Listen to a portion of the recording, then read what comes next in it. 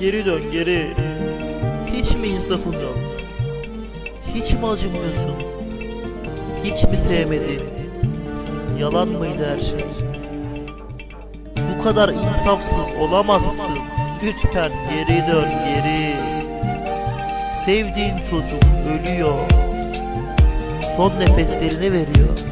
Geri dön geri.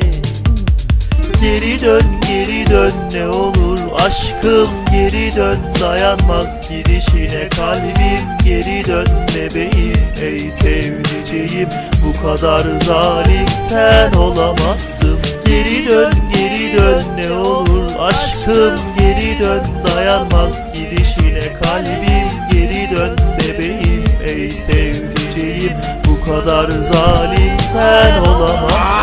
Dön geri, sen bu kadar vefasız mıydın? Ben boşuna mı ateşlere attım kendimi, canımdan vazgeçtim. Zehir olduğunu bile bile seni tek nefeste ciğerime çektim. Terk edip gittin, affettim. En saf duygularımla seni sevdim. Meleğim benim, şeytanlaştın. Arkadaşlarının gerçek yüzünü göremedin, sarıldın. Belki görmüyorsun ama sen de yaralandın. Aklandın, benim yanımda patlandın. Mutluluk bendim senin için. Üzüntülerinle baş başa kaldın. Aynaya bak ve sor kendine.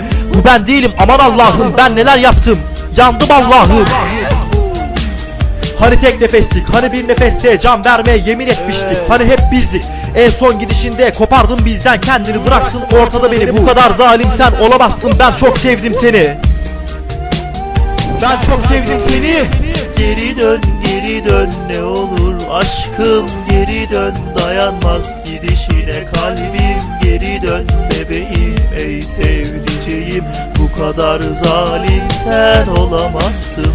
Geri dön ne olur aşkım, geri dön, dayanmaz gidişine kalbim. Geri dön bebeğim, ey sevdiceğim, bu kadar zalim sen olamazsın. Geri dön ne olur aşkım, geri dön, dayanmaz gidişine kalbim. Geri dön bebeğim, ey sevdiceğim, bu kadar zalim sen olamazsın. Dönmeyeceğini bile bile söylüyorum yine, dönmeyeceğini bile bile. Belki yalvarıyorum ama dönmeyeceğini bile bile. İstersen dönme.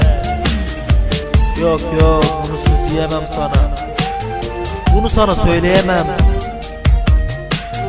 Bunu sana söyleyemem. Ama çok vefasız. Dön geri dön.